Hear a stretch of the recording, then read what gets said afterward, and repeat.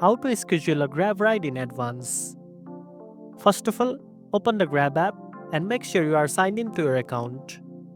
Next, tap on the transport option to begin booking a ride. After that, you will see the option Advance Booking under the Rides for your every need section. Tap on it. Now, enter your pickup location and your drop off destination as usual. Then, tap on Get Started. After that, select the date and time you want to schedule the ride for. Make sure to double check the time and location to avoid any mistakes. Once everything looks good, tap on Book in Advance to confirm the ride. You will get a confirmation on the screen and Grab will remind you before your scheduled time.